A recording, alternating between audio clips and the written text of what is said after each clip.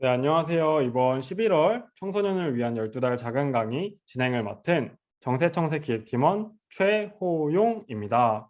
네, 오늘 주제 도서인 뭐가 되고 싶냐는 어른들의 질문에 대답하는 법, 이 책 혹시 많이들 읽어보셨나요? 네, 읽어보신 분들도 계시고 아직 책을 못 읽은 분들도 계시는 것 같아요. 음, 저는 뭐가 되고 싶냐는 질문을 정말 어렸을 때부터 많이 받아봤던 것 같은데 특히 제가 유치원도 입학하기 전에 어린이집에 다닐 때 혹은 그 이전에 제가 어른들한테 이런 질문을 들으면 세 개로 꼭 대답을 했던 것 같아요. 티라노사우루스라고 대답을 했었고, 그 다음에는 동물 중에 기린이라고 대답을 했었고, 그 다음에 이제 레미콘 그 시멘트 이제 싣고 다니는 트럭 있잖아요. 그 세 개로 저는 이제 제 꿈을 대답했던 것 같아요. 근데 이제 유치원에 다니고 초등학교에 다니고 중학교, 고등학교를 거치면서 뭐가 되냐고 뭐가 되고 싶냐고 묻는 이 어른들의 질문이 내가 어떤 사람이 되고 싶은지를 물어보는 게 아니라 그냥 내가 미래에 어떤 직업을 가지고 싶은지를 물어보는 거구나 하는 생각을 갖게 되면서 점점 이 질문에 대해 대답하기가 어려워졌던 것 같아요. 그래서 저는 이 책을 읽으면서 그런 부분이 공감이 정말 많이 되었는데 뭐가 되고 싶냐는 이 질문이 그냥 단지 직업을 물어보는 질문이라면 그거는 조금 이상한 것 같기도 하고 잘못된 질문이라고까지 저는 생각이 들었어요. 그래서 뭐가 되고 싶냐는 이 질문에 대답하기 위해서는 그 전에 훨씬 더 많은 것들을 물어보고 내 스스로도 훨씬 더 많은 것들에 대해서 고민해 봐야 될 필요가 있지 않을까 하는 생각을 해보았습니다. 네. 그래서 오늘 저희들의 이런 공부를 도와주기 위해서 이제 영국에서 강의를 해주시는 박용준 선생님이 계시는데요. 박용준 선생님께서는 오늘 우리가 이 질문에 대답하기 전에 어떤 것들을 먼저 생각을 해봐야 되는지 그리고 우리가 어떤 고민을 계속해 나가야 되는지 강의를 준비해 주셨습니다. 그러면 이제 박용준 선생님 불러볼게요. 박용준 선생님 나와주세요. 자, 시작하겠습니다. 뭐가 되고 싶냐는 어른들의 질문에 대답하는 법. 사실 여러분 이 질문 살면서 몇 번이나 들어봤습니까? 저도 어릴 때는 적지 않게 이 질문을 들어봤던 것 같아요. 커서 뭐가 되고 싶니? 라고 하는 이 질문. 이 질문에는 사실은 많은 또 다른 질문들이 내포되어 있다고 볼 수 있을 것입니다. 뭐 어떤 것들이냐, 예를 들면 여러분이 이 질문을 받았을 때 여러분 머릿속에 떠오르는 또 다른 질문들이 막 존재한다라고 하는 거죠. 아니면 커서? 그러면 큰다는 게 뭐예요? 어른이 되는 건 또 뭐예요? 그리고 뭐가 된다라고 했을 때 그 된다는 것도 무엇을 의미하는지. 또 이 질문에 답을 하기 위해서 또 다른 질문들이 요구되죠. 나는 무엇을 좋아하고 뭘 잘하고 또 무엇에 관심이 있고 여러분께 숙제로 내드린 질문들이 있을 것입니다. 또 이제 일을 한다라고 하는 것은 노동이고 노동을 한다라고 하는 것은 내가 가지고 있는 재능, 능력, 역량 등을 발휘해서 돈을 버는 것을 의미하기도 합니다. 그러면 직업이라고 하는 것, 돈이라고 하는 것, 또 그 돈이라고 하는 것을 통해서 내가 하는 경제 활동이라고 하는 것이 갖는 의미가 무엇인지 등등등 너무나 많은 질문들에 답을 할 수 있어야 바로 이 너는 커서 뭐가 되고 싶니? 라고 하는 그 하나의 질문에 답을 할 수 있게 된다는 겁니다. 그래서 오늘 이제 여러분과 함께 이야기를 좀 나눠보고 싶은 것은 그럼 도대체 이 질문이 갖고 있는 의미가 무엇이고 또 왜 이 책에 나와 있죠? 이 질문에는 답을 하기가 어려운 것인지 사실 너는 커서 뭐가 되고 싶니라고 하는 그 하나의 질문에 대해서 답을 하기 위해서 한 권의 책이 쓰여진 거 아니겠습니까? 그래서 그 질문에 대한 답을 찾아볼 텐데 첫 번째로 왜 이렇게 직업이 많고 또 직업을 가져야만 하고 또 직업을 갖는다고 하는 것에 대한 나의 고민에 대한 답을 찾는 건 왜 이렇게 어려운 건지를 많은 학자들이 설명했는데 그 중에 첫 번째로 제가 오늘 여러분께 꼭 소개해드리고 싶은 분이 바로 이 지그문트 바우만이라고 하는 분입니다. 다음에 아마 여러분이 분명히 인디고 수업을 통해서 바우만 선생님은 아마 듣게 될 거예요. 폴란드 출신의 사회학자이고 영국 리즈 대학교에서 평생 교수로 계시다가 3년 전에 돌아가셨습니다. 이 바우만 할아버지를 뭐 저희는 이제 할아버지라고 이렇게 부르기도 합니다만 선생님들이 직접 뵙고 인터뷰를 하고 또 책으로 나오기도 했죠. 이 책을 아마 다음에 공부를 하게 될 텐데 이 책에서 그런 말씀을 하세요. 재성치 사회다 이런 표현을 쓰십니다. 즉 부모의 직업을 물려받는 세습 사회. 우리 책에 나와 있죠. 예전에 뭐 18세기, 17세기 사람들은 직업에 대한 고민을 할 필요가 전혀 없었습니다. 왜? 직업마저도 세습되었기 때문에. 부모가 가지고 있었던 직업이 자식에게도 물려받는, 넘어가는 그런 시대를 살았던 것이죠. 하지만 지금은 어떻습니까? 그렇지 않죠. 끊임없이 사회적 지위, 또 다른 직업을 획득하기 위해서 노력을 해야만 하는 사회를 재성치 사회다라고 불렀던 것입니다. 자, 그러면 이 재성치 사회라고 하는 것은 도대체 무엇이냐? 우리에게 무엇을 요구하는 것이냐? 끊임없이 무언가를 성취해야 되는 거예요. 여러분, 성취한다라고 하는 게 무슨 말인 줄 알죠? 내가 가지고 있는 그 역량을, 내 안에 있는 그 잠재 능력을 발휘할 수 있도록 끊임없이 노력해야 한다는 거예요. 여기는 정체성이라고 하는 표현이 등장하죠. 아마 여러분 청소년 시기에 가장 많이 듣게 되는 교과서에서 듣게 되는 단어가 바로 이 자아 정체성과 같은 표현일 것입니다. 정체성은 사실 굉장히 중요한 단어인데 나는 누구이냐? 나중에도 화면에 잠깐 보겠습니다만은 도대체 나라고 하는 사람을 나는 얼마나 알고 있느냐라고 하는 질문이 바로 이 정체성에 대한 질문이에요. 여기 벽돌을 하나하나 쌓아간다라는 표현이 나오죠. 정체성이라고 하는 것은 끊임없이 여러분이 하나의 실천, 하나의 배움, 하나의 공부, 한 명의 친구, 그죠? 또 하나의 체험, 경험으로부터 하나씩 하나씩 쌓아 나가는 것입니다. 근데 이 작업은 청소년기에만 하는 걸까요? 그렇지 않죠. 성인이 되어서 혹은 우리가 죽는 날까지 끊임없이 이어져야만 하는 것이다. 그런 의미에서 우리는 어떤 사회를 살고 있다고요? 재성치 사회를 살고 있다라고 바우만 사회학자가 이야기를 한 적이 있습니다. 자, 그러면 이 재성치 사회에 우리가 살고 있기 때문에 너는 커서 뭐가 되고 싶니? 라고 하는 질문이 유의미한 것이에요. 뜻을 가지고 있다는, 의미를 가지고 있다는 거예요. 왜? 재성치 사회가 아니라면 이 질문은 의미 없는 질문이라는 겁니다. 하지만 우리는 내가 노력한 만큼 충분히 무언가를 새롭게 성취할 수 있는 그 가능성의 세계를 살고 있기 때문에 이 질문이 중요하다라는 게 되겠습니다. 자, 이번 주에는 수능이 있었죠. 여러분 아마 대한민국에 있는 사람이라면 누구나 이 수능이라고 하는 그 단 1년에 있는 단 하루의 시간을 무언가 새로운 경험을 한다라고 볼 수 있을 것입니다. 외국 사람들이 보기에는 굉장히 놀랍습니다. 이 BBC, 로라 비커라고 하는 대한민국의 꽤나 이름이 알려진 BBC의 특파원이죠. 이분이 이제 쓴 글을 보게 되면 마지막에 이제 그런 표현들이 나와요. 이 수능을 치는 목요일은 일터에 나가는 방법도 달라져야 할 것입니다. 왜? 수능 치는 그 듣기 평가할 때는 비행기도 뜨지 않잖아요, 실제로. 그러니 외국 사람들이 보기에는 아니 대학을 가는 시험을 치는데 비행기도 못 뜨게 한다고? 라고 하는 질문이 일어나게끔 한국에서는 이 대학을 진학하기 위한 수능 시험을 중요하게 여기고 있습니다. 또요, 수능 시험이라고 하는 것이 갖는 그 사회적인 의미와 못지않게 중요하게 이야기되어야 되는 것은 여기 제목에 나와 있죠. 세상에서 가장 길고 가장 힘든 시험을 혹시라도 여러분이 이제 대학을 가게 된다면 그죠? 목전에 두고 있다는 것입니다. 대한민국은 실제로 고등학교를 졸업하는 학생들 중에 가장 많은 비율, 그러니까 80%에 달하는 일반계 고등학교 졸업생이 대학을 진학하는 전 세계에 유례없는 대학 진학률을 가지고 있는 그런 나라이기도 합니다.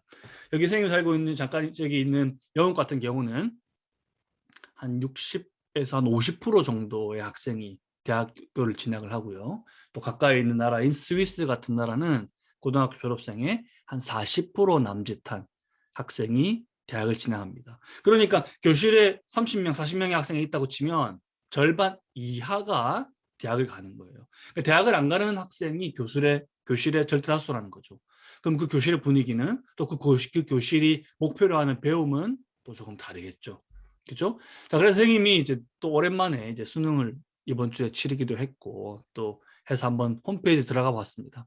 한국교육과정평가원이라고 하는 곳에서 수능 문제를 만들고 또 이렇게 공표를 합니다. 그래서 대한민국 모든 수험생들을 응원합니다라고 적어 놓았어요. 근데 이 말이 되게 모순으로 들렸습니다. 도대체 이 시험, 이 수능 시험이라고 하는 건 대한민국 학생들을 응원하는 것일까? 아니면 뭐 좀 심하게 말해서 저주하는 것일까? 괴롭히는 것일까? 그죠? 그런 질문들을 던지게 되었습니다. 왜요? 1교시 국어 영역 시험 문제를 제가 오랜만에 한번 풀어봤거든요. 그랬더니 두 번째 나온 질문이 바로 이 선생님이 공부했던 철학 중에서도 헤겔이라고 하는 철학자의 이야기가 나왔습니다. 정립, 반정립, 종합. 아마 고등부 선배, 우리 인디고 서원에서 수업하는 고등부 이제 선배님들은 분명히 아마 이 질문을 받아본 적이 있을 겁니다. 헤겔에 대한 이 반증법, 이 변증법이라고 하는 헤겔의 중요한 철학적 개념에 대한 설명을 분명히 교실에서 한 번쯤은 제가 했을 것 같은데요. 그 내용이 바로 이 국어 영역 이 두 번째 지문에 나와 있었습니다. 그 중에서도 8번 문제 굉장히 논란이 되고 있는데요. 딴 게 아니라 3점 배점, 그러니까 다른 문제들보다 배점이 높고 동시에 높은 만큼 여러분 지금 잠깐 화면을 보시겠어요?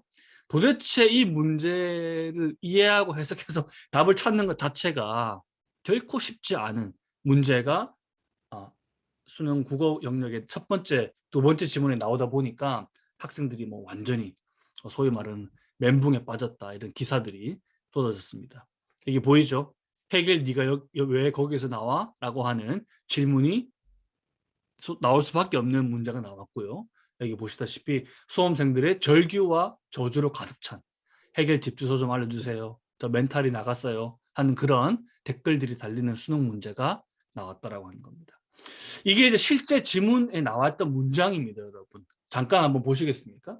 헤겔에 따르면 직관의 외면성과 표상의 내면성은 사유에서 종합되고 이에 맞춰 예술의 객관성과 종교의 주관성은 철학에서 종합된다.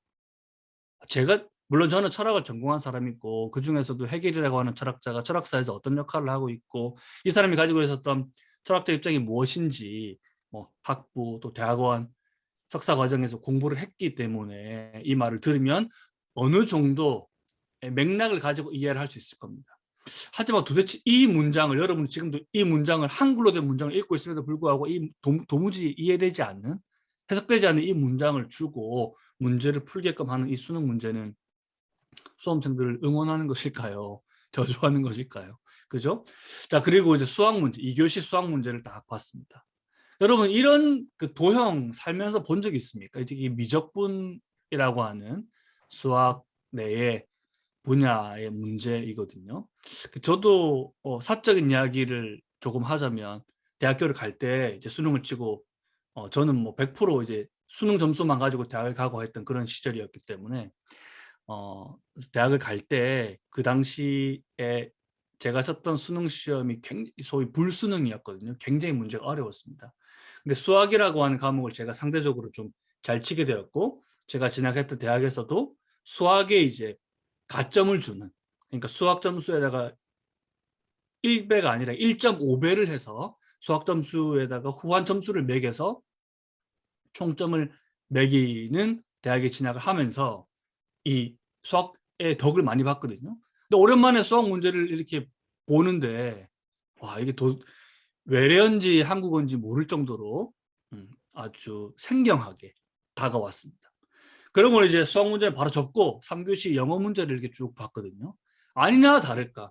선생님이 제가 실제로 정말 지지난주에 여기 케임브리지 대학교의 학생들에게 수업을 했던 내용이 바로 이 토마스 쿤에 대한 내용이었거든요. 근데 그 내용이 여기 지문에 나와 있더라고요. 여러분 토마스 쿤은 아마 다음에 또 들어볼 일 있겠습니다만 과학 철학자였죠. 근데 그 사람에 대한 이야기가 이 패러다임에 대한 이야기가 영어 시험에 지문 중에 하나로 나왔었습니다. 또 보니까 이 메릴린 스트래턴이라고 하는 굉장히 유명한 인류학자입니다. 여기 캠브리지 대학교 교수 출신의 지금은 은퇴한 사회학자의 개념 인류학자 그러니까 사회 인류학자의 지문과 철학적인 내용이 또 지문에 나와 있더라고요. 이분은 여러분 참고로 파푸아 뉴기니라고 하는 여러분 들어봤죠? 그 나라의 부족을 연구하는 그런 인류학자입니다. 근데 그 사람의 내용이 대한민국 대학 수학 능력 시험에 영어 지문에 나와서 대한민국 고등학생들에게 물어본다? 야, 대한민국 고등학생들의 지적 수준이라고 하는 것이 정말 전 세계 유례 없이 위대하다 이렇게 표현할 수도 있겠습니다. 역설적으로 그죠?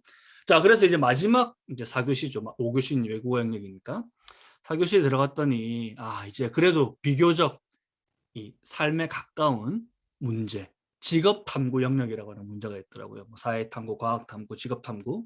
근데 이제 이 문제도 제가 이제 보면서 이런 문제를 찾아봤습니다. 오늘 이제 직업에 대한 이야기를 우리가 할 거 아니겠습니까? 그죠? 그래서 A 씨의 직업에 대한 설명으로 적절한 것은 해서 이게 3점짜리 또 중요한 문제예요. 라고 되어 있습니다. 자, A 씨는 문제 한번 같이 볼까요? 어려서부터 예술과 옷에 관심이 높아서 패션계에 입문했습니다. 그래서 패션쇼를 경험하면서 경력을 쌓았고요. 최고 브랜드 업계에 영입되면서 시그니처 로고, 그죠? 그다음에 트위드, 수트죠. 수트 등 핵심 디자인 요소를 분석하고 또 새로운 취향을 가미한 디자인을 기획하기도 했습니다. 모든 디자인을 설계하고 제작서를 작성하고 패턴을 만들고 또 견본을 제작하는 일을 하고 있습니다. 자, 이 사람의 직업은 무엇일까요? 라고 하고 문제의 단 한국 표준 직업 분류에 근거한다 이렇게 되어 있죠. 그럼 이제 물론 이 문제를 내는 방식에 대해서만 이야기해도 오늘 1시간이 모자라겠습니다만은 아무튼 A 1, 2, 3, 4, 5번 해서 이제 문제를 냈어요. 여러분 답은 뭐겠습니까? 1번 직업명은 숍마스터이다. 사실 숍마스터라고 하는 직업이 일단 여러분 뭘까요? 여러분 들어본 적 있습니까? 네, 저도 사실은 이 문제를 보고 처음 찾아봤습니다. 숍마스터라고 하는 직업이 제가 알고 있던 직업이더라고요. 근데 이 명칭이 생소하게 숍마스터라고 되어 있었습니다. 2번 직업 예시로는 맞춤 양복사가 있다. 여러분 아마 들어본 적은 있겠죠. 직접 맞춤 양복을 만드는 경우가 결코 많지는 않겠습니다만 아직까지는 그죠. 저도 뭐 살면서 아직까지 맞춤 양복을 입어본 적이 한 번도 없기 때문에 우리는 기성 양복, 공장에서 만드는 옷을 주로 입으니까 그죠. 그 다음에 3번 유통업체에서 판매할 패션 관련 상품을 구매하는 일을 한다. 구매하는 일은 분명히 아니겠죠. 자, 답은 참고로 4번입니다. 직업은 중분류 항목 중 문화예술 스포츠 전문가 및 관련직에 속한다 라고 되어 있어요. 사실은 2번도 틀린 말은 아닐 테고 그죠? 3번 일도 A씨가 충분히 할 수 있는 일일 수도 있습니다. 4번은 뭐 분류에 대한 설명이니까 맞겠죠. 그러니 우리가 이 직업에 대한 이야기를 가지고 공부를 하고 학교에서 수업을 하고 교과서를 읽고 책을 읽고 세상에 나와서 내가 직업을 찾고 하는 과정에서 도대체 이 12번 문제를 내가 풀면서 대학이라고 하는 것을 진학을 할 때 도대체 이 문제는 나에게 나의 진로, 그러니까 나의 꿈을 찾아 나가는데 과연 얼마나 도움이 되는가 이런 질문들을 하게 되었습니다. 방금 본 여러분 그 분류표 있죠? 그게 이렇게 되어 있습니다. 1번, 2번, 3번, 4번, 5번, 6번, 7번, 9번, 그다음에 10번, 마지막 10번은 군인. 이렇게 해서 직업 분류표가 이렇게 쫙 나와 있고 거기에 맞춘 그죠? A 씨의 직업을 추리하는 게 이 직업 탐구가 우리에게 물어본 질문 중에 하나였더라고 하는 사실. 물론 저는 수능이라고 하는 시험 문제 자체에 대해서 크게 반감을 가지고 있지는 않습니다. 왜? 실제 방금 본 해겔에 대한 문제, 미적분에 대한 문제, 메릴린 스트라튼에 대한 문제는 대학 수학 능력 시험이라고 하는 시험의 성격 및 목적에는 부합합니다. 즉 대학에 들어가서 공부를 하려면 토마스 쿤은 당연히 알고 있어야죠. 그죠? 하지만 이번 목적 그죠? 과연 대한민국 고등학교 필수 교육 과정이지 않습니까? 대한민국 고등학교 교육 과정에서 토마스 쿤, 메릴린 스트랜튼 같은 사람이 꼭 다루어져야만 하는가에 대한 건 의문을 가지고 있습니다. 아니나 다를까 여러분 잘 알죠? 인터넷 인강, 1타 강사라고 이렇게 불리는 분들 있죠. 그분들이 이제 수능에 대해서 비판적인 목소리를 얼마 전부터 내기 시작한 뉴스들이 많이 나오고 있습니다. 그죠? 수능 종말론까지 이렇게 나오고 있는데 과연 그게 없어질지 아닐지는 모르겠으나 또 그건 중요한 문제도 아니겠죠. 우리에게 과연 이 수능이라고 하는 혹은 대학 입시라고 하는 문턱이 사실 대한민국 교육의 8할 이상의 80% 이상의 주요한 목적으로 차지하고 있지 않습니까? 거기에 사실은 반기를 드릴 필요가 있겠죠. 수능이 있었고 그 수능을 통해서 대학이라고 하는 문턱을 넘어가는 학생이 그렇게나 많고, 그죠? 또 그렇지 또 그 수능이라고 하는 문제, 그러니까 수능이라고 하는 문턱을 넘지 않는 친구들의 경우에 소외되는 문제까지도 이 단 하나의 사례가 내포하고 있는 것이라고 볼 수 있겠습니다. 자, 그러면 이제 우리가 던져야 되는 질문은 이거겠죠. 나는 어떤 일을 하며 살고 싶은가라고 하는 질문. 아까 너는 커서 뭐가 될 거니라고 하는 그 질문 있죠. 그 질문에 대한 이제 우리가 답을 찾아야 할 텐데, 우리는 그러면 공부를 하고 배움을 하고 하는 이 모든 과정이 직업을 위해서만 있는 것이냐? 그런 건 아닐 겁니다. 다만 삶을 위해서, 보다 행복해지기 위해서 오늘도 우리가 공부를 하고 있고, 여러분 학교에서도 또 집에서도 새로운 배움을 이어나가는 것이죠. 자, 아까 잠깐 제가 언급했습니다만 이 직업이라고 하는 것은 끊임없이 변화되는 것입니다. 자아 정체성을 벽돌을 쌓아 나가는 과정을 통해서 새롭게 만들듯이 마찬가지로 직업 또한 매일매일 새롭게 생겨나고 매일매일 사라지는 게 바로 그 직업이라고 하는 겁니다. 여기 나와 있죠, 여러분. 매년 650여 개에 달하는 새로운 직업이 탄생했다는 겁니다. 지난 시간 동안. 전 세계의 70억 인구가 가지고 있는 직업의 종류를 추려보면요, 한 12,000개 정도밖에 되지 않습니다. 그죠? 굉장히 적죠. 인구 숫자에 비하면. 12,000개니까 비율로 따지면 정말 많은 사람들이 거의 똑같은 직업을 가지고 있다라고 말할 수 있을 겁니다. 근데 문제는 뭐냐? 대한민국 내에서만 지난 10년 정도를 추려보면 매년 600여 개의 새로운 직업이 탄생했다는 거예요. 동시에 거꾸로 말하면 뭘까요? 총 숫자는 유지가 되니까 600여 개의 직업이 또 사라졌다는 게 되겠죠. 그죠? 자, 그러면 이걸 통해서 우리가 무엇을 알 수 있느냐? 내가 무언가를 직업의 리스트, 아까 보셨죠? 그 리스트에서 어떤 직업을 찾아서 이 직업을 내가 내 삶의 중요한 목표로 삼아야겠다라고 해서 거기에 매진하게 되면 어떤 일이 벌어지게 될까요? 시간이 지나면 그 직업은 사라질 수도 있다는 겁니다. 그죠? 그러니 너는 커서 뭐가 될 거니라고 하는 그 질문에 대해서 직업을 가지고 답을 하는 건 어리석은 답일 수도 있다라고 하는 거죠. 우리가 이제 너는 커서 뭐가 되고 싶니? 라고 하는 그 질문에 대한 답을 오늘 이제 궁극적으로 찾아나가는 게 우리의 목표인데, 1번 틀린 답은 뭐가 되겠습니까? 어떤 하나의 직업명을 말하는 건 좋은 답변이 아니라고 하는 사실을 알 수 있겠습니다. 직업 리스트를 보게 되면 그 중에 통신, 그러니까 이제 우리가 사실 일상생활에서 지금도 여러분과 제가 이렇게 만날 수 있는 게 결국 통신 기술의 발달에 따른 것이죠. 그죠?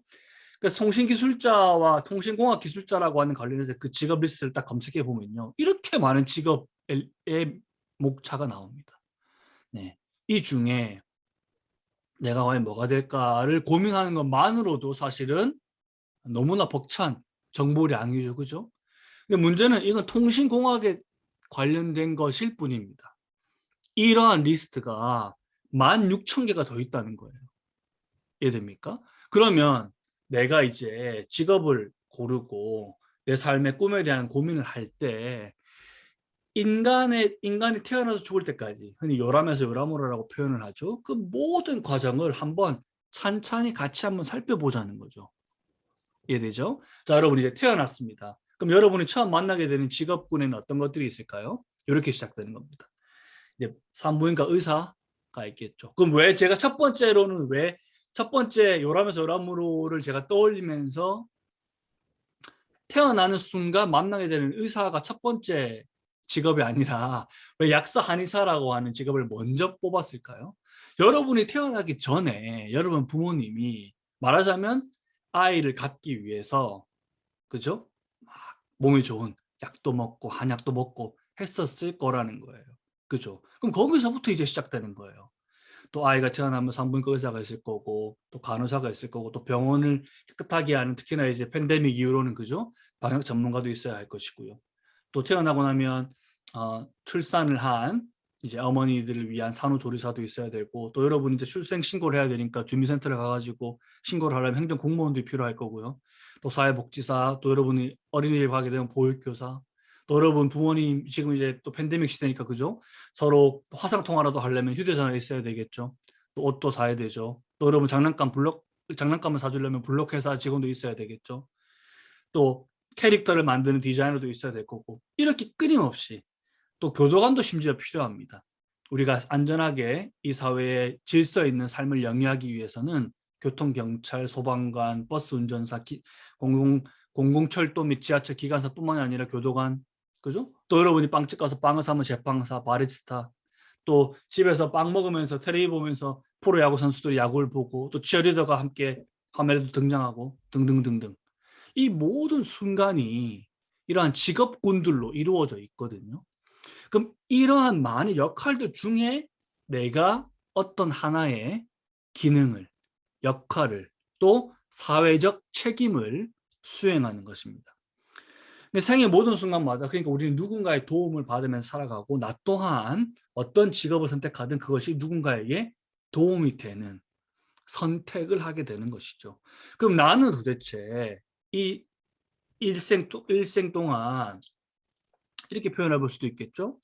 산부인과에서는 대개 많은 경우 인간의 탄생에 기여하는 역할을 하는 게 될 겁니다. 혹은요, 호스피스라든지 그 장례를 치르는 장례 전문가의 경우에는 인간의 죽음에 가까운 역할을 맡고 있다고 볼 수 있겠죠. 그러면 나는 사실 죽음이라고 하는 것이 너무나 두렵고 무섭다고 한다면 장례 전문가가 될 수는 없겠죠. 또 그런 일을 한다면 나는 너무 슬프고 우울한 삶을 살게 될 것입니다. 혹은 내가 거꾸로 탄생하는 아이들, 혹은 인간의 이 생명의 탄생이라고 하는 것이 나에게 엄청난 경이로움과 의미를 준다라고 한다면 교사 혹은 뭐 간호사 등의 일을 할 수 있다면 나는 값진 삶을 살 수 있다라고도 말할 수 있겠죠. 그러니 단순히 어떤 직업을 먼저 떠올리기보다 이 생애 주기를 쭉 보면서 나는 도대체 어떤 삶의 시간에 큰 의미를 부여하고 있느냐와 같은 질문도 충분히 해볼 수 있을 것 같아요. 그래서 내가 선호하지 않는 그런 직업이 있을지 몰라도 필요 없는 직업이란 사실은 없습니다. 또 제가 나중에 잠깐 여러분에게 또 말씀드리겠습니다만, 이 직업을 선택할 때 필요한 능력 같은 게 존재하겠죠, 그죠? 능력도 있을 거고, 제가 아까 잠깐 말씀드린 그 잠재 능력, 그러니까 내가 가지고 태어난 성질 같은 것도 있을 겁니다. 이것은 누굴 탓할 필요도 전혀 없고 그냥 그게 나 자신인 거예요. 그러니 여기 보면 사회성과 협조, 또 자기 통제와 인내. 누군가는 이 자기 통제를 아주 각별히 누구보다 더 잘할 수도 있는 겁니다. 그럼 그런 사람들이 할 수 있는 직업이 정해져 있겠죠. 예를 들면 은행에서 현금을, 한국은행 같은 곳에서 현금을 발행하면 은행으로 배송해 주는 역할을 해야 하는 사람들이 있지 않습니까? 그러면 그런 사람들은 자기 통제와 인내와 또 정직성이 다른 그 누구보다도 강해야 되겠죠. 그렇지 않다면, 그죠? 그 뭐 수십억, 수백억에 달하는 현금을 배송하는 과정에서 문제가 생길 수도 있을 겁니다. 그죠? 또 상대적으로 다른 사람보다 훨씬 그 꼼꼼함에 집착하는 사람들이 분명히 있습니다. 저는 그 집착이 절대 나쁜 거라 생각하지 않아요. 그러면 그 꼼꼼함이 요구되는 일을 내가 찾는다면 그 사람은 자신이 갖고 있는 혹은 가지고 태어난 그 역량을 최대한으로 발휘하는 그런 직업을 가질 수도 있겠죠. 또 분석적인 사고를 잘하는 사람, 또 창의적인 사람, 또 변화를 싫어하는 사람, 또 좋아하는 사람, 그죠? 또 독립적인 사람, 아니면 함께 일하는 걸 훨씬 좋아하는 사람과 같은 직업의 특성이 있을 거고요. 또 동시에 내가 가지고 있는 특징이 있을 겁니다. 그런 것들을 소위 말해서 이제 매칭하면서 직업을 찾아 나가는 게 중요하겠죠. 그래서 이제 직업 정보들을 보게 되면 아까 제가 말씀드렸죠. 650여 개의 직업이 매년 새로 생겨난다라고. 그러면 또 사라지는 직업이 분명히 있다 그랬죠. 그 중에 사라지는 직업들 중에 리스트가 이제 이렇게 쭉 나와 있습니다. 아마 여러분도 요즘은 아마 보기 힘들 것 같은데 구두 미화원이라든지, 또 여러분 이제 주유소 가보면 이제 무인 주유소가 많이 생겨나고 있죠. 또 그 하이패스라고 한국에서 부르죠. 고속도로 같은 데 지나가다 보면 예전에는 다 사람이 이렇게 직접 티켓을 끊어줬거든요. 근데 요즘은 그렇게 하고 있지 않죠. 이런 식으로 직업들이 점점 사라지고 있다는 거예요. 그리고 이제는 시간이 많이 지나면 아예 보지 못하게 될 그런 직업들도 많이 있을 겁니다. 동시에 새로운 직업들이 생겨난다 그랬죠. 그 새로 생겨나는 직업들 중에 보면 이렇게 항공기 정비원, 또 수의사, 보조원, 수의 간호사라고도 표현합니다. 또 반려동물 미용사 등등이 새롭게 끊임없이 일자리의 수요가 증가하는 직업들 리스트로 나와 있습니다. 이런 리스트, 아까 제가 말씀드렸다시피 이런 리스트 자체가 중요하진 않습니다. 오히려 왜 이렇게 새롭게 직업들이 생겨나고 있고, 그럼 이 사회적인 변화를 내가 인지하는 것은 중요하겠죠. 여러분 흔히 많이 들어봤겠죠. 그 4차 산업혁명. 도대체 4차 산업혁명이 무엇인지 아무도 잘 모르지만 간단하게 이야기하자면 인공지능 정도를 떠올리면 될 겁니다. 그러니 내가 예전에 아까 말씀드렸죠. 예전에는 사람이 직접 고속도로 티켓을 끊어줬는데 이제는 그냥 내가 차를 타고 지나가기만 해도 그것이 전파를 이용해서, 그죠? 하이패스라고 하는 전파를 이용해 가지고 그 하이패스 통과하면 결제가 자동으로 되는 거 아니겠습니까? 이제 그런 시대가 되었다는 겁니다. 과학기술 발전에 의해서. 그러면 과학기술 발전에 의해서 도움을 받을 수 있는 직업은 더 이상 필요하지 않게 되는 것이죠. 또 굉장히 특히 대한민국의 중요한 문제인데요.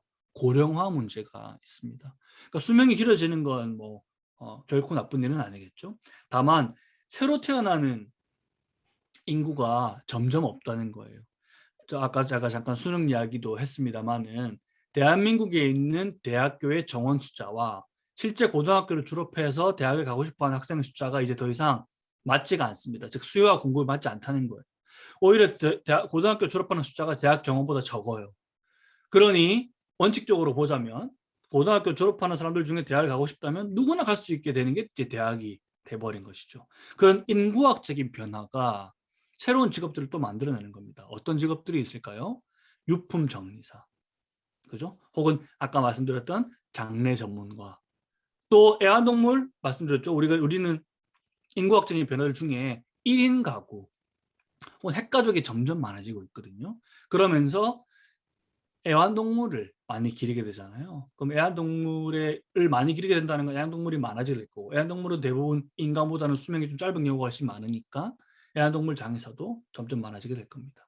또 사회적 업무가 세분화가 되고 등등 과 같은 형식으로 해서 새로운 직업이 끊임없이 만들어진다는 거예요.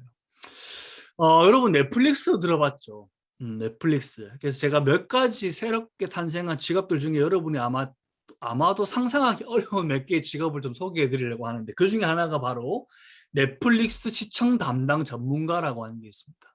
이게 말을 이렇게 붙여서 되게 거창해 보이지, 밑에 영어를 보시게 되면 말하자면 정규직 전업 넷플릭스 뷰어 시청자예요. 이 사람의 일은 뭘까요?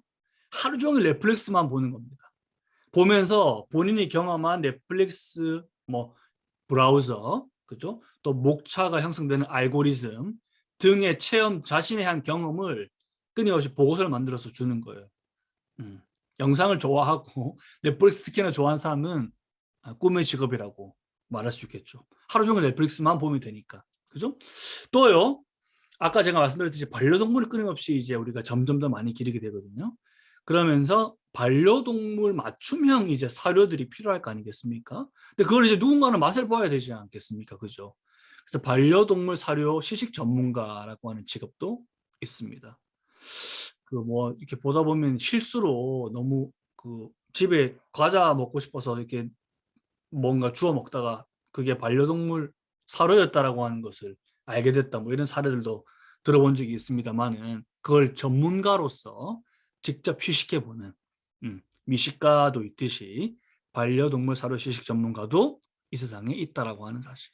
또요, 전문 수면가도 있습니다. 전문 수면러라고도 부를 수 있겠는데, 그죠? 딴 게 아니고 가구들을 만드는 회사에서 실제로 이 만든 가구가 얼마나 편안한지 누군가는 체험을 해봐야 되잖아요. 그래서 그걸 전문적으로 하는 사람들도 세상에는 있다라고 하는 겁니다. 또 여러분 어릴 때 주사위 많이 가지고 놀아봤죠? 근데 주사위만 전문적으로 잘 만들어졌는지를 검열하는 그런 분들도 있고요. 또 이게 사진을 보게 되면 좀 되게 좀 기이한 사진인데, 데오도란트라고 여러분 피부에 바르는 향수 같은 거죠. 그죠? 그 냄새 제거제가 얼마나 잘 작동하는지를 시험해보는, 직접 냄새를 맡아보는 데오도란트 테스터라고 하는 직업도 존재합니다. 어떻게 저렇게 역한 직업을 하고 있나? 근데 실제로 이 직업을 갖기 위해서는 굉장히 높은 수준의 학력이 필요합니다. 화학에 대한 화학 전문가들이 대부분 많다고 하고요. 거기에 대한 기본적인 이해를 갖고 있지 않으면 이 시험관이 될 수 없다라고도 이야기를 해요. 그러니까 세상에는 이렇게 많은 직업들이 실제로 존재하는데 여러분이 이런 제가 우리 책에 나오는 것처럼 뭐가 되고 싶냐라고 하는 이 어른들의 질문에 대해서 질문을 받았을 때 머릿속에 떠오르는 직업의 숫자라고 하는 게 정말 여러분 그 리스트를 한번 적어보기 시작해 보세요. 그러면 100개가 채 안 될 겁니다. 그러니 거꾸로 말해서 내가 알고 있는 세계의 한계가 명확하기 때문에 내가 가지고 있는 잠재력을 충분히 펼치지 못하는 것일 수도 있다라고 하는 거예요. 여러분 잘 아는 스티븐 호킹이 이런 얘기를 한 적이 있습니다. 일이라고 하는 거, 이 직업이라고 하는 결국은 삶의 이유와 목적을 선물해 주는 거예요. 그래서 의미 있는 일을 내가 하지 않는다면 삶이 끊임없이 공허해지게 되겠죠. 그렇기 때문에 이 직업, 그러니까 이 질문, 직업에 대한 이 질문은 그만큼 중요한 것이라고 말할 수 있겠습니다. 그래서 저는 여러분이 이 질문을 이제 오늘 우리가 다 같이 고민을 하면서 혹시라도 이때까지 직업에 대한 고민을 하지 않았다면 오늘부터 이제 시작하면 되는 겁니다. 그죠? 그럼 오늘부터 내가 이제 직업을 떠올리게 될 때 어떤 질문들, 어떤 내용을 내가 머릿속에 떠올려야만 하는 걸까에 대한 이야기를 지금 나누고 있는 겁니다. 그러니 스티븐 호킹과 같은 사람이 한 이런 이야기는 여러분이 꼭 기억해야만 되는 이야기 중에 하나이겠죠. 왜? 내가 직업을 선택할 때 그것이 나에게 단순히 사회적인 평판 혹은 뭐 연봉, 돈을 많이 줘서 그 직업을 선택한다? 라고 한다면 여기 호킹이 말하는 것처럼 그 선택은 공허할 뿐인 직업일 수도 있다라고 하는 겁니다. 왜? 일을 한다라고 하는 것은 삶의 이유와 목적을 주는 것이고 이것이 내 인생의 아주 궁극적인 행복에 맞닿아 있기 때문에 그러한 거죠. 자, 그래서 제가 이런 분들 중에 누가 있을까? 방금 뭐 넷플릭스 시청자, 뭐 데오도란트 테스터와 같은 직업 말고 인디고 서원에서 우리가 만났던 많은 분들 중에 우리 책에 보면 22쪽에 이 나와 있는 직업에 정확히 말하면 23쪽이죠. 사파리 안내원이라고 하는 직업을 딱 보자마자 제 머릿속에 제일 먼저 떠오른 분이 바로 이 로렌스 앤서니라고 하는 분입니다. 아마 여러분 인디고 서원 수업을 하면서 인디고 인문학 수업을 하면서 들어본 적이 있을 겁니다. 지금 현재 이제 현재는 돌아가셨습니다만 남아프리카 공화국의 툴라툴라라고 하는 지역에 실제로 이 동물 보호 지역이 아직까지도 운영이 되고 있죠. 로렌스 앤서니는 동물 보호 운동가이기도 하고 환경 운동가이기도 하고 탐험가이기도 하고 작가이기도 한 그런 분입니다. 그러니 앤서니라고 하는 분을 떠올리게 되면 야, 이렇게 동물을 사랑하고 자연을 좋아하고 모험하는 걸 즐기고 하는 사람에게 이보다 더 최상의 직업을 가질 수 있을까? 라고 하는 삶을 실제로 살았던 사람. 그리고 선생님들이 이런 분들을 직접 만나고 쓴 책의 제목이 꿈을 살다라고 하는 제목이거든요. 그럼 이 꿈을 살다라고 하는 제목처럼 내가 이럴 수 있다면 얼마나 좋을까라고 하는 그 꿈을 실제로 살고 있는 그런 사람을 선생님들이 직접 만난 것이고 여러분도 그 책을 직접 같이 읽고 공부를 했던 것이고 그러면 여러분도 이런 삶을 살 수 있다면 얼마나 좋겠습니까? 그죠? 그래서 여러분이 이런 삶을 부디 살 수 있기를 바라면서 이제 이 책을 선생님들이 교재로 고르고 오늘이 같이 공부를 하는 것이 되겠죠. 앤서니가 이런 얘기를 한 적이 있습니다. 흔히 사람들은 영어로 이제 think out of the box, 이 정해진 틀에서 벗어나서 한번 생각을 해봐 라고 이제 충고를 한다는 거예요. 생각을, 즉 박스 안에서 이 박스 너머의 무언가를 떠올리게끔 우리에게 충고를 한다는 거죠. 앤서니는 그런 충고는 나는 절대 누군가에게 하지도 않고 스스로에게도 하지도 않는다. 왜? 아니 왜 상자에 갇혀서 생각해보라고 하는 거냐. 그 상자 자체를 깨부수고 밖으로 걸어 나와라. 그게 진정한 충고 아니겠는가. 이런 이야기를 하시거든요. 저도 여러분에게 이런 이야기 꼭 드리고 싶어요. 즉 내가 살고 있는 혹은 내가 보고 듣고 배운 것만이 이 세상의 전부가 절대 아니라고 하는 사실. 분명히 그 밖에는 여러분에게 보다 더 큰 행복, 보다 더 큰 즐거움을 주는 경험이 분명히 존재할 수도 있거든요. 그런 의미에서 이 앤서니의 틀 자체, 상자 자체를 깨부수고 세상 밖으로 걸어 나오라고 하는 이 충고는 아마 뭐가 되고 싶냐는 이 질문에 답을 하기 위해서 첫 번째로 할 수 있는 여러분의 실천이 되지 않을까라는 생각을 해봅니다. 또 다른 실천 중에 하나는 게으름을 탈피하라, 이렇게 표현할 수 있겠습니다. 물론 신체적인 게으름도 탈피해야겠죠, 여러분, 그죠? 동시에 정신의 게으름. 왜요? 이 질문을 끊임없이 하다 보면 나는 뭐가 되면 좋을까? 나는 뭐 할 때 가장 행복할까? 뭐 할 때 가장 즐겁고 뭐 할 때 가장 싫고 와 같은 질문들을 끊임없이 하다 보면 어느 순간 멈추게 됩니다. 왜? 답을 하기가 너무 어렵거든요. 이 책의 일장이 뭡니까? 왜 뭐가 되고 싶냐라고 하는 질문에 답을 하는 것이 왜 어려울까요? 라고 하는 질문을 하고 있잖아요. 실제로 이 질문은 어려운 질문입니다. 그렇기 때문에 정신의 게으름, 딴 게 아니라 아주 짧은 순간 우리가 나태해질 수 있는 위험이 끊임없이 존재하거든요. 그걸 한번 넘어보라는 거예요. 여기서 탈피하라고 표현하잖아요. 벗어나 보라는 겁니다. 앤서니가 말한 것과 똑같은 맥락이겠죠. 또 시나 아이엔가라고 하는 이제 미국 컬럼비아 대학교의 교수님이시고, 이분은 이제 시각 장애를 갖고 계신 그런 분입니다. 이분이 이제 선택의 기술이라고 하는 테드 강의를 한 적이 있는데 책으로도 이 이야기가 나와 있거든요. 책 제목 보세요, 여러분. 나는 후회하는 삶을 그만두기로 했다. 아까 제가 방금 말씀드렸죠. 여러분이, 저도 부디 삶의 의미와 목적을 찾아서 후회하지 않는, 혹은 공허하지 않는 그런 삶을 살기를 진정으로 바라거든요. 이 아이엔가도 이런 얘기를 합니다. 이 선택이라고 하는 게 결국은 내 삶을 내 자신이 주인이게끔 만들어주는 것이다. 여기서 발명이라고 하는 표현을 쓰는데 그 발명은 딴 게 아니라 내가 끊임없이 말하자면 그 상자 밖으로 벗어나는, 그 상자를 깨부수고 한 걸음 나아가는 선택을 함으로써 내 삶을 창의적으로, 즉 내 삶을 기존과는 다른 무언가로 만들 수 있게끔 해주는 것이다 라고 이야기를 하고 있어요. 이게 아마 여러분에게 요구되는 가장 중요한 이 선택이라고 하는 문제일 겁니다. 자, 그럼 선택을 할 때 또 중요한 게 뭘까요? 타인의 눈을 의식하지 않는 것입니다. 내가 어떤 사람인지를 알아야만 되겠죠. 이것은 굉장히 어려운 일입니다. 왜요? 인간은 누구나 사회적인 평판, 그죠? 즉 다른 사람의 눈에 내가 어떻게 비칠까를 끊임없이 고민하면서 사는 게 인간 존재이기도 하거든요. 근데 여러분 혹시 기억납니까? 얼마 전 인디고 서원에서 직접 우리가 만나고 초대해서 만나기도 했던 델핀 미누이. 델핀 미누이의 직업은 또 뭐죠? 일간지 기자이면서 작가이면서 또 영화를 만든 제작자이기도 합니다.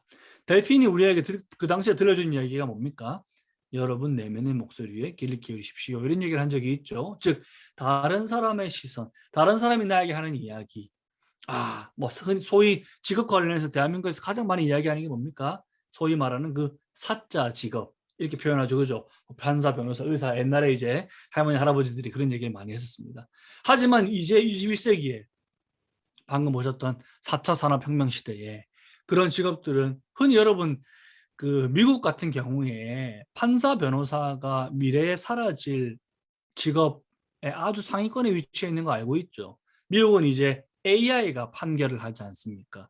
그죠? 왜냐하면 인간의 머릿속에 기존의 이제 판례들, 그러니까 판결 사례들을 머릿속에 다 담을 수가 없잖아요. 근데 AI 같은 경우는 뭐 진짜 무한에 달하는 판례들을 머릿속에 다 가지고 있을 수 있으니까 그 슈퍼컴퓨터가 이제 이 사건에 대한 판결을 직접 내리고, 변호사는 그저 사건의 개요를 작성해서 컴퓨터에 입력만 하는 그런 역할을 맡고 있습니다. 그러니까 판사는 이제 필요 없고, 그죠? 변호사는 사무직에 불과한 그런 직업으로 바뀌고 있다라고 하는 뉴스도 여러분 들어본 적이 있을 겁니다. 그러니 어떤 직업을 떠올리기보다, 혹은 흔히 말하는 그 할머니, 할아버지가 나한테 말했던 그 사자 직업을 머릿속에 그리기보다 내 안에 있는 목소리, 내면에 있는 내 목소리에 귀를 기울이는 거, 나는 그러면 어떤 선택을 통해서 이 상자를 벗어나서 세상 밖으로 발을 내디딜까와 같은 실천이 훨씬 중요하다라고 말할 수 있겠습니다. 우리가 다음에 또 이제 수업을 하게 될 텐데, 이 여러분이 지금 보고 있는 질문은 아까 제가 잠깐 언급했던 헤겔, 또 헤겔 그 전에 유명한 독일 철학자인 칸트라고 하는 사람이 한 질문 중에 하나입니다. 일부입니다. 나는 누구인가? 나는 무엇을 희망해야 하고 나는 무엇을 해야 하고 할 수 있는가? 이러한 질문들이 여러분 앞에 놓여 있고 이러한 질문들을 던질 때에만 내가 진정 삶의 의미와 목적을 달성할 수 있는 직업을 찾을 수 있게 된다는 것이죠. 문제는 아까 제가 말씀드렸죠. 이 질문에 대한 답은 결국 자아 정체성에 대한 질문인데 아까 바우만 최초의 이야기에서 바우만 사회학자가 이야기한 그 벽돌을 쌓는 그 과정, 그 아주 지난하고 고통스러운 과정을 통해서 나는 누구인가라고 하는 질문에 끊임없이 도달해야만 하는데 그 과정이 나에게는 너무나 어려운 과정이라는 거예요. 나는 누구인가 어떻게 살 것인가라고 하는 그 질문은 여러분보다 상대적으로 훨씬 삶을 많이 사는 나도 혹은 여러분의 부모님도 혹은 할머니 할아버지도 여전히 답을 찾지 못한 질문이기도 하거든요. 그렇기 때문에 사실은 이 질문은 여전히 유효하고 중요한 질문이라고 하는 사실, 또 여러분 스스로에게 끊임없이 던져야만 하는 질문이라고 하는 사실, 그걸 좀 기억하면 좋겠습니다. 또 여러분 직업이라고 하는 것은 굉장히 많은 경우에 지루하거든요. 왜 그럴까요? 매일매일 똑같은 일을 평생 해야 되는 거예요. 평생이라고 하는 것이 이제 예전에는 3, 40년이었는데 이제 100세 시대잖아요. 그러면 대학을 졸업하고 내가 첫 직장을 갖는 나이가 20대 후반, 30대 초반이라고 칩시다. 그러면 100세 시대면 무려 내 인생이 앞으로 70년이 더 남은 거예요. 근데 70년 동안 내가 똑같은 일을 한다? 그렇기 때문에 이제 말하자면 선진국에서는 평생 교육이라고 하는 것에 주목을 합니다. 대학 교육이라고 하는 것도 이제는 평생, 그러니까 내가 나이가 들어서 다시 대학을 들어가는 일이 충분히 가능하게끔 이렇게 교육 체계를 바꾸고 있거든요. 왜요? 40년이 아니라 이제 80년을 바라봐야 되는 거예요. 그러면 그 일을 내가 평생 할 수 있을까라고 하는 질문을 던져본다면 그럴 수도 없을 뿐더러 그럴 이유도 없다라고 하는 거죠. 그죠? 여기 이제 소설가이자 문학 작가이죠. 밀란 쿤데라가 행복이라고 하는 것은 어디서 나오는가라고 했을 때 지속과 반복을 열망할 수 있어야 된다. 이런 문학적인 표현을 한 적이 있거든요. 딴 게 아니라 끊임없이 반복되는 이 삶을 내가 얼마나 수용하고 받아들일 수 있을 것이냐. 그러면 내가 영원히 어떤 일을 계속적으로 반복한다고 했을 때 그게 내가 진정으로 좋아하는 일이라면 난 어떨까요? 너무너무 행복하겠죠. 평생 내가 좋아하는 일을 뭐 굳이 예를 들자면 여러분이 게임을 좋아한다고 했을 때 내 직업이 프로게이머라고 하면 아침에 눈 떠서 내가 가장 먼저 하는 일이 뭡니까? 컴퓨터에서 게임하는 거죠. 그 일을 하루 종일 해도 그게 나의 일이라고 하는 거예요. 또 밥벌이 수단도 된다는 거예요. 그러면 그 사람은 얼마나 행복하겠습니까? 그죠? 마찬가지라는 거죠. 여러분이 직업을 선택할 때 그것이 충분히 지루할 수도 있다고 하는 걸 염두에 둔다고 한다면 내가 이 일을 평생 반복해도 행복할까? 라고 하는 질문을 던지는 것도 굉장히 괜찮은 질문일 수 있다는 겁니다. 흔히 말하는 그 직업 만족도를 측정할 때 여러 가지 질문들을 하거든요. 사회적인 평판에 대한 거, 안정성에 대한 거, 발전 가능성에 대한 거, 또 근무 조건, 혹은 예를 들면 업무 시간, 또 급여와 같은 것들을 이렇게 따져 묻습니다. 그러면서 이제 스스로 자신이 가지고 있는 직업 만족도를 조사를 하죠. 그러면 이제 여러분 뭐 잘 아는 직업들이 저희 만족도 리스트에 쭉 오릅니다. 1등부터 꼴등까지. 근데 문제는 이제 이 직업 만족도 설문조사라고 하는 것이 어떤 면에서는 아무런 의미가 없는 정보인 것이 왜? 이 질문에 대한 답을 하는 내가 어떤 직업을 선택해서 그 직업에 어떤 의미를 부여하는가가 더 중요하지. 사회적인 평판, 고용 안정성, 발전 가능성, 혹은 근무 조건과 같은 것들은 외부적인 조건일 것이거든요. 그리고 그 외부적인 조건 또한 물론 우리가 함께 만들어 나가는 사회적인 조건이겠습니다만 그보다 더 먼저 우리가 고민해야 되는 것은 그래서 나는 어떤 직업을 원했고 어떤 직업을 선택해서 그 직업을 말하자면 평생 반복하면서 살아가도 된다라고 하는 확신을 가질 것이냐. 그게 훨씬 더 우리에게 중요한 물음일 것입니다. 자, 그러면 아까 말씀드렸죠.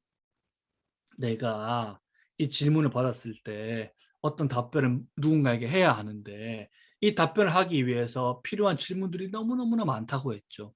자, 그러면 그 많은 질문들을 좀 추려보면 바로 이 질문으로 귀결이 될 겁니다. 내 삶의 가장 중요한 가치는 무엇인가? 즉, 내가 어떤 가치를 가장 중요하게 여겨서 내 삶의 중심으로 두고 살아갈 것인가라고 하는 질문에 답을 할 수 있다면 내가 어떤 직업을 나가야 될까라고 하는 질문에도 답을 할 수 있게 될 거라는 거예요. 왜? 아까 제가 말씀드린 그 많은 너는 커서 뭐가 될 거니라고 하는 그 질문에 내포되어 있는, 또 그 질문에 답을 하기 위해서 필요한 그 수많은 질문들에 대한 답을 하기 위해서 나에게 필요한 많은 수많은 정보와 질문과 체험과 경험들이 있는데 그 배움들이 결국은 이 질문으로 귀결될 수도 있다라고 하는 겁니다. 자, 그래서 이제 여러분이 이 직업을 선택할 때 그 직업의 분류를 좀 머릿속에서 해체하고 새롭게 바꾸면 좋겠어요. 자, 이렇게 이제 한번 생각해 보자는 거예요. 나는 어떤 직업을 선택하면 좋을까라고 했을 때, 나는 누군가를 기쁘게 하는 일이 너무 좋아 라고 생각해 볼 수 있겠죠. 자, 그러면 다른 사람을 기쁘게 하는 일은 어떤 것들이 있을까요? 뭐 우리가 흔히 말하는 텔레비전에 나오는 뭐 개그맨, 코미디언도 포함이 될 거고요. 가수도 포함이 될 수 있을 거고요. 사회봉사자, 사회복지사도 포함이 될 수 있을 거고요. 환경미화원 같은 경우도 충분히 포함될 수 있을 겁니다. 또 예를 들면 치과 의사가 돼서 누군가가 앞니가 부러져서, 그죠? 혹은 이가 아파서 고통 속에 있는 사람들을 기쁘게 만드는 일을 하는 직업도 여기에 포함될 수 있겠죠. 또 아름다움을 보존하는 일도 있을 겁니다. 예를 들면 숲 관리사도 포함이 될 수 있을 거고요. 아까 잠깐 보셨던 로렌스 앤서니가 가졌던 동물 보호 혹은 환경 보호 운동가가 되는 것도 아름다움을 보존하는 일이 될 수 있겠죠. 또 자연을 혹시라도 너무 사랑하는 사람이 있다면 자연을 사랑하는 과 관련된 일을 하는 것도 가능하겠죠. 그죠? 또 나는 노는 게 너무 좋아. 그럼 여러분 저기 그 뭐라 그러죠? 스카이 퐁퐁이라 그러나요? 이렇게 뛰는 거 있죠. 그 트램폴린과 관련된 일을 하는 사람도 충분히 가능할 거고요. 놀이동산에서 일을 하는 것도 가능할 테고요. 또요, 놀이동산에 있는 그 놀이기구들을 발명하는 발명가가 되는 것도 그 굉장히 과학적인 지식이 많이 필요하지 않습니까? 그런 일도 해볼 수 있을 것이고요.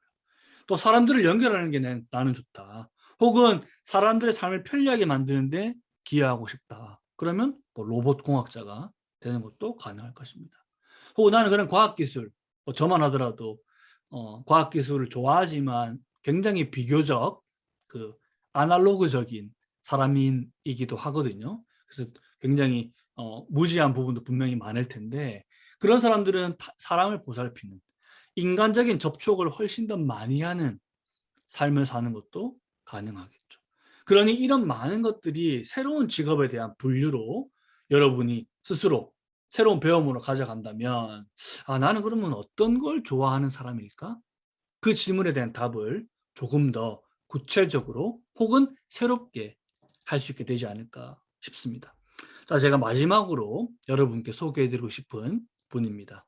이반 일리치라고 하는 작가이자 철학자이자 사회비평가이자 또 가톨릭 사제이기도 한 분이 많은 책을 썼고 한국어로도 번역이 되어 있습니다. 이반 일리치가 인간의 일, 그러니까 노동에 대한 고민을 굉장히 많이 했었습니다. 그래서 여기 가운데 있는 책 제목 보시겠어요? 누가 나를 쓸모없게 만드는가? 이런 표현이 있죠.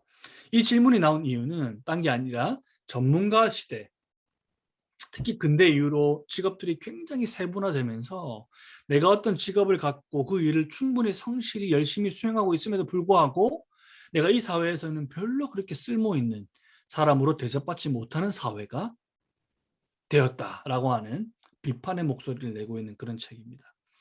그러면서 우리가 살고 있는 이 사회는 내 안에 그런 재능을 볼 수 있는 눈을 잃게 만들었고 또 재능을 발휘할 수 있는 환경 조건도 빼앗아 가버렸고 결국은 내 안에 있는 그 자신감마저도 상실하게 만들었다. 이런 비판의 목소리를 낸 분이 바로 이반 일리치라고 하는 학자인데요.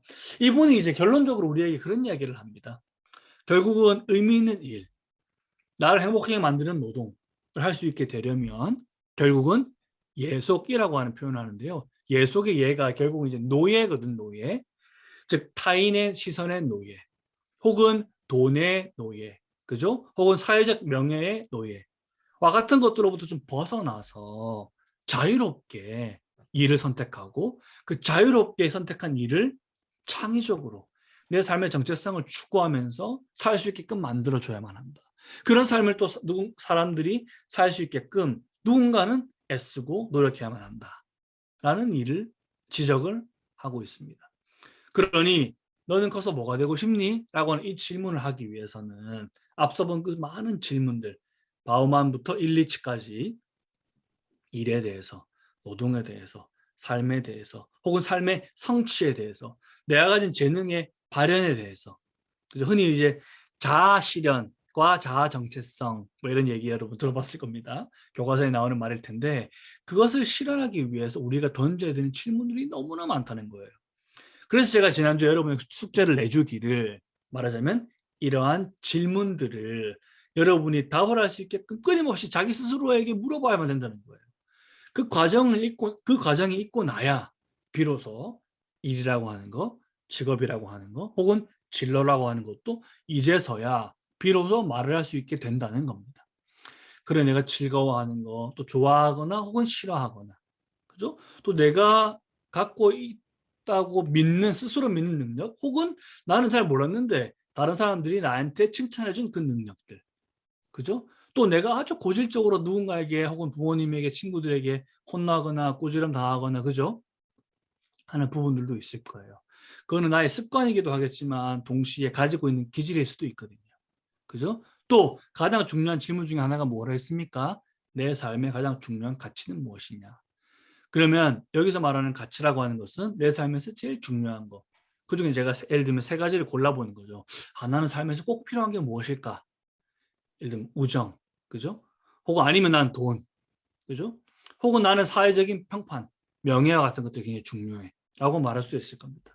그래서 내가 이 삶에서 어떤 의미와 목적을 추구할 것인가, 또 그 가치를 추구하기 위해서 나는 어떤 직업을 갖고 내 그 직업을 통해서 내 정체성을, 내 자아를 실현할 것이냐와 같은 질문이 여러분 앞에 놓여 있는 것이고요.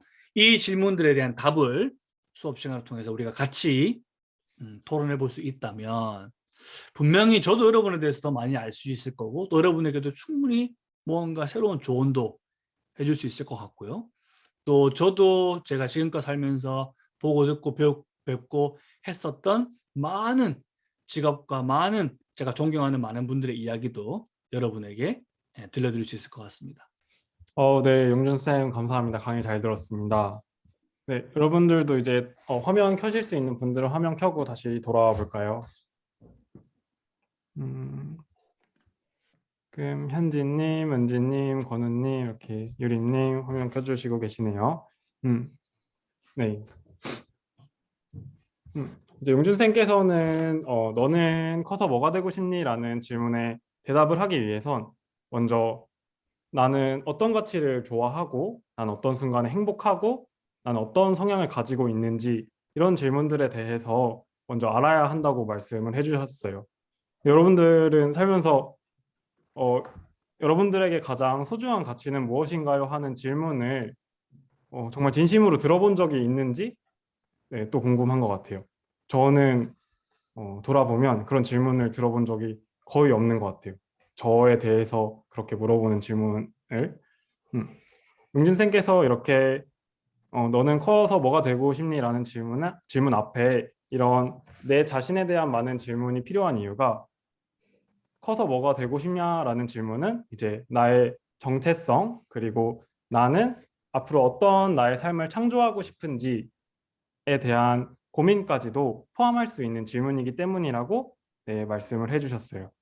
네, 제가 강의를 들으면서 저 고등학교 담임 선생님이 이제 형아 너는 커서 뭐가 되고 싶냐 이렇게 물어봤을 때 제가 저는 제 장래희망은 교사입니다 이렇게 말씀을 드렸었는데, 그때 담임 선생님께서 앞으로는 너의 장래희망이나 너가 커서 뭐가 되고 싶은지 물었을 때 나는 어떤 무언가가 되고 싶어요 혹은 어떤 일을 하는 무언가가 되고 싶어요. 이렇게 말을 하는 연습을 해봐야 된다고 말씀을 하셨던 기억이 있어요. 근데 그때는 제가 그 이야기를 듣고 그냥 네, 알겠습니다. 이러고 넘겼었는데 이제 오늘 강의를 들으면서 선생님께서 그때 하셨던 말씀이 내가 정말 소중하게 생각하는 가치를 담아서 이제 대답을 해야 된다는 그런 아, 말씀을 네, 하고 싶으셨던 것 같아요. 음. 그래서 방금 용준 쌤이 들려주신 강의에서 정말 많은 질문들이 나왔었죠. 그래서 제가 이제 그 질문들을 좀 정리를 해봤는데요. 네, 여러분들한테 공유해서 보여드릴게요. 여러분들 기다리시면서 혹시 각자 필기도구 챙겨 주실 수 있을까요? 공책 한 권이랑 이제 연필 한 자루면 충분할 것 같아요. 음, 네, 용준 쌤께서 강의 때 말씀해 주셨던 질문들을 제가 이렇게 다양한 형태의 질문으로 이렇게 정리를 해봤어요. 그래서 여러분들이 이 질문을 적어보고 그 옆에 여러분들만의 대답을 한번 적어보는 시간을 가져볼게요. 시간은 지금부터 5분에서 10분 정도로 하고 혹시 다 적어본 친구들은 채팅창에 다 적었다고 남겨주시면 네, 제가 어느 정도 됐다고 싶을 때 이제 저희 소모임으로 조를 나눠가지고 각자 방에서 자신 적은 대답에 대해서 이야기 나눠볼게요. 그럼 지금부터 이제 네, 답변을 적어봅시다. 여러분들 모두 네, 이야기 잘 나누고 돌아오셨나요? 네, 다양한 질문도 이제 있었고 다양한 답변에 대해서 생각도 해보고 하면서 내 자신이랑 좀 더 가까워지는 느낌을 받았으면은 오늘 강의도 그렇고 오늘의 질문도 그렇고 충분히 성공적이지 않았나 하는 생각이 듭니다. 혹시 아직도 고민이 되시는 분들은 오늘 열심히 받아 적었던 그 질문들에 대해서 앞으로 계속해서 평생이 될 수도 있겠죠. 열심히 고민해보고 여러분들의 미래를 여러분들이 자유롭게 설계하고 창조해 나갈 수 있는 그런 사람이 되었으면 좋겠고 저도 그런 사람이 되어 보도록 하겠습니다. 네. 그리고 저희가 이제 다음 행사를 공지를 해드리려고 하는데요. 12월 청소년을 위한 12달 작은 강의가 네, 진행됩니다. 주제는 이제 희망을 지속 가능하게 하라라는 주제로 강의가 이루어질 거고요. 네, 똑같이 온라인으로 줌에서 강의가 진행되고 청소년은 누구나 다 함께 참여할 수 있으니까 여러분들 꼭 오늘 강의가 정말 괜찮았다면은 여러분 친구들 손 이렇게 양손에 잡고 같이 신청하고 같이 강의를 들어보면은 또 좋을 것 같아요. 네, 참고도서는 이렇게 생겼는데 음, 도잉 호프 공감과 연대 사회를 위하여라는 책이고 이번에 새로 발매된 책이에요. 이 책은 인디고성 홈페이지에 들어가시면은 또 주문해서 읽어보실 수 있으니까 참고도서 읽어보고 싶으신 분들은 읽어보고 참여하셔도 좋고 아니면은 그냥 강의만 참여하셔도 네, 좋습니다. 그리고 12달 작은 강의뿐만 아니라 12월은 이제 정세청세라고 정의로운 세상을 꿈꾸는 청소년 세계와 소통하다라는 청소년 행사가 열리는 달이기도 한데요. 날짜는 똑같습니다. 12월 18일 토요일에 오전 11시부터 오후 1시 반까지 이제 2시간 반 정도 청소년들이 모여서 온라인 안에서 계속 토론을 나눌 수 있는 그런 좋은 시간이에요. 똑같이 온라인 줌으로 진행하고 이것도 청소년이면 누구나 다 참여할 수 있으니까 네, 친구들이랑 함께 참여해 보는 것도 정말 좋을 것 같습니다. 네, 아까 12월 12달 작은 강의가 희망을 지속 가능하게 하라라는 주제라고 했었는데 정세청세 사회 주제는 지속 가능한 미래를 위한 정의로운 선택이라는 주제로 이제 우리가 토론을 만들어갈 예정이에요.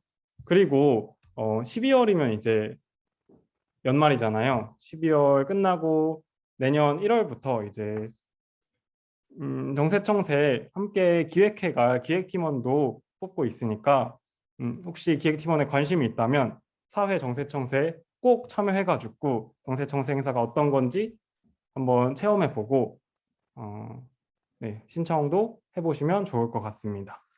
네, 오늘 청소년을 위한 12달 작은 강의는 여기까지 하고 마치도록 할게요. 오늘 만난 분들 또 다음 달에도 꼭 볼 수 있었으면 좋겠습니다. 네, 고맙습니다.